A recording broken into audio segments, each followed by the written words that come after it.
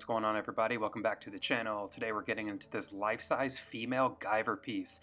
What a unique and strange piece this is, but I absolutely love it. Today we're gonna get into the unboxing and check out all the details and show you everything this thing has to offer.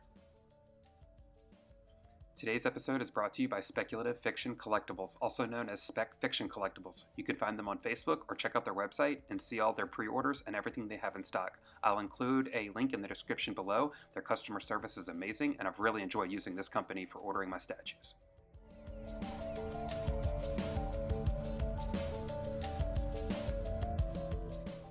Okay, so each individual piece of this statue came wrapped up, but also secured with expanding foam. I literally had to chisel this thing out. The foam was really hard, and this took me about 45 minutes to do. This was hands down the most difficult unboxing in the history of statues for me personally. It made a huge mess, but when I tell you that every single piece was perfectly fine, I mean, you could not damage this statue in shipping if you absolutely wanted to. Okay, we're going to go ahead and start off with the base, which is pretty lightweight. It's hollow with like a foam fill. So we're going to check out the bottom here. It's just handwritten by the artist himself. It reads Buster Studios, custom statue, Guyver casting number 2 of 50, only 50 in the world, sculpted by the artist. And he actually signed it to me, which was kind of cool. I thought that was awesome. So checking it all out. Now it's really only a handful of pieces. We're going to kind of start off with this, like what I would call a boob guard. This is a piece that's obviously guarding the boob. But if you've seen Guyver or you're familiar with Guyver, you know that he pulls his pec plate away to expose a giant beam cannon. It's one of his special moves.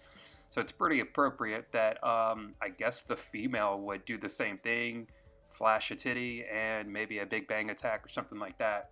The next pieces are these throat kind of tendrils. This is pretty accurate to the Guyver character, so they actually just fit in really well, and everything came magnetized, and the magnets aren't super strong, but they definitely do what they needed to do, and everything feels really good. So we're getting into the mask or the face guard, which just easily magnetizes right there. It's very, very easy, and there's a lot of openness between the face and the mask itself, which is cool because you can really see all through inside of it, and it makes it really dynamic. So the very last piece is the horn here. The horn is really big, and it brings a lot of height to the statue. And we're going to give a quick spin so you can see what I'm seeing, and we're going to get into some really close-up details, but this thing is really impressive.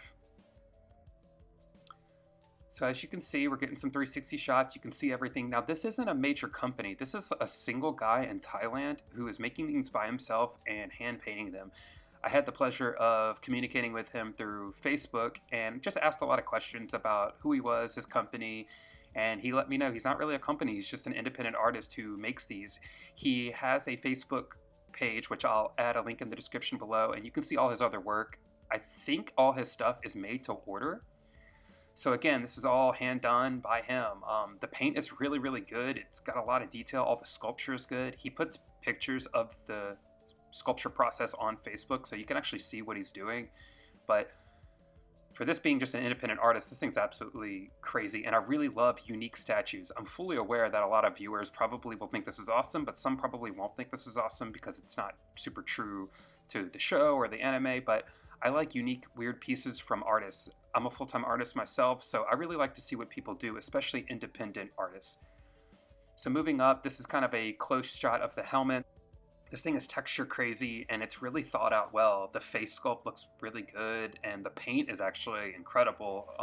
As a painter myself, I really tend to look at that pretty heavy, but yeah, he did a really great job. And yeah, there are seam lines from where the piece is magnetized, but being that the armor is so plated out and has so many segmented parts, it really isn't that noticeable. Yeah, it kind of just works and fits in that way. So again, the face is really soft, and I like all of the what looks like symbiote kind of texture growing all over her skin and kind of really taking her over. I think that's great. Now here's a downward shot if you're kind of standing over it, so you can see just different angles and see everything that I'm seeing. Again, I really like all the gaps in the openness from the plates. They don't hug the statue too close, so you can actually really move around and see the detail inside, which makes the statue really dynamic and just a lot of fun to look at. very, very unique. Now, the only thing I think I would maybe only like, well, there's a couple critiques, but the ones that I really noticed was the silver orbs around the pieces. They weren't very smooth. They were kind of had some texture on them, which kind of broke the illusion of the chrome silver orbs that are in Guyver's armor. Now, this isn't like a deal breaker for me, but I think it could have maybe been a little better if the orbs were super smooth and almost like a mirrored chrome ball, because that's pretty much what's going on in the show. But again, not that big of a deal. Now here's some more of that hand painted texture going on. The chrome lines that you're seeing right now are all done by hand. I can tell in person, lots of detail. I think this guy puts a lot of love and a lot of attention into each one of these. He's a very nice guy and a really talented artist, and I've always wanted a Guyver piece, and Guyver's really hard to find, so I saw this. I just thought it was so weird and so unique, and I absolutely had to have it. So it finally made it, and it looks absolutely incredible in the collection. Here's just more of that muscle kind of symbiote looking texture going across the chest and growing onto the boobs and onto the neck and everything like that. Lots of texture. This thing is just really, really cool, and I actually really love that it's done by an independent artist in Thailand, just doing his own thing to his own taste. You can take it or leave it. Very just unforgiving and doing what he wants to do, which is, I think, really great. You know, what a time to be alive where someone in another country can make this, bang it out, paint it, and have it shipped to your door. It's really, really incredible. Here's just some close-ups of the mask and how it breaks away from her face and all the micro texture. Now here's the paint in the face, which is really, really awesome, and lots of freckling. The eyes are hand painted. Now from a distance they look really good, but when you get up close you can see the brush strokes. But again, like just from an independent guy doing his thing in the middle of nowhere, this thing looks really awesome, and I was really impressed with the layering and the spotting and freckling and the tone of the lips and the teeth. It's, you know, it's really great. This is the forehead of the helmet. See some of that texture in the chrome ball I was talking about. I think that if that was just really smooth, it might have brought it to another level, but again, not really a break for me, or you know, something that ruins the statue. It's just something I'm a little more nitpicky about. And the horn is really cool and really tall and really just adds height to this statue and just gives it all this wonderful texture and movement. Absolutely love it. You can see the gap between the face and the mask prying away. It's just showing how dynamic this piece really is.